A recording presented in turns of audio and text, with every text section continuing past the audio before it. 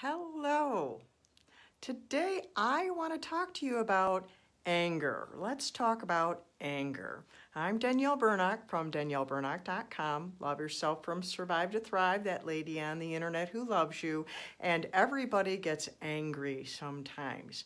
I grew up thinking that getting angry was bad, was sinful. I was shut down from being angry as a child. Anger wasn't something I was really allowed to do. The parents were allowed to be angry as much as they wanted to, but not me. So it wasn't until quite a bit into my adulthood that I had to learn how to deal with this thing called anger. And even in the church, I got messed up there too because of my trauma perceptions, misinterpreting things I was taught, and people teaching things wrong, a little bit of both. I will take the responsibility. That is mine, though.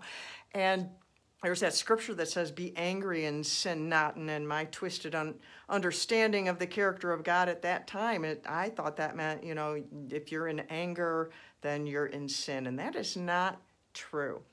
And I just had an opportunity just this weekend to be tested in this area of anger again, which is really kind of funny because I just published an article dealing with anger about a situation when I was angry with myself and the situation. I had something that happened with my computer, and I went through this article sharing how I dealt with that and kept myself from completely losing it because I almost went off the deep end with that. And that's the danger of anger, is it can drag us off somewhere and we end up doing something we regret.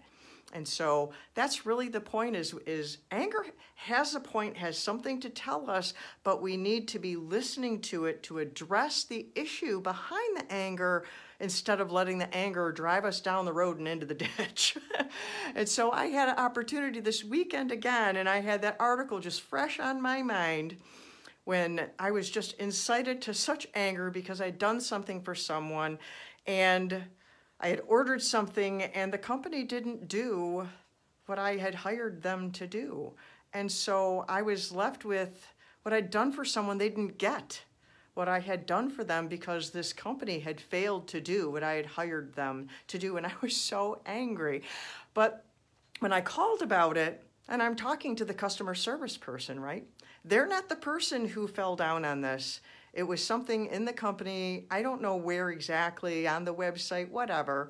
But what I needed to address was the issue, not just how I felt. I needed to listen to my anger so that I would speak up, have the courage to speak up instead of saying, oh, well, I got screwed over. No, we need to listen to that anger and say, hey, we need to speak up, but we need to be respectful and we need to deal with the issue and not just vent all over somebody, because that doesn't bring about a good end.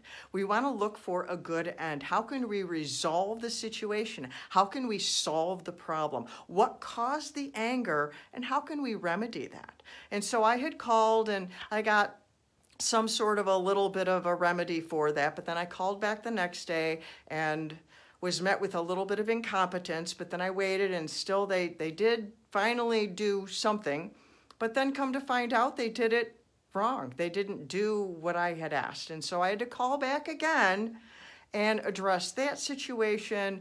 And again, I didn't take it out on the customer service person because, again, it's not their fault. They're not the personal person who did that.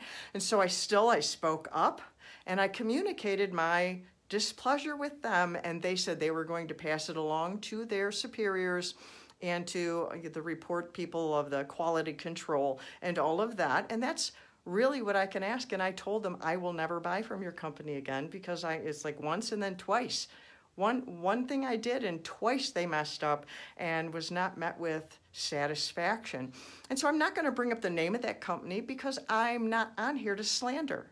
I am here to encourage you to speak up when you have an issue. When you have been wronged, speak up, but do it in a respectful way and do it in a way that remedies the situation so you can turn the wrong around to a right as much as is possible and communicate to whoever did the wrong so that maybe someone else doesn't have to suffer the same thing. So I wanted to encourage you with that today. Listen to your anger, problem solve, speak up with respect, and then move forward. Let it go.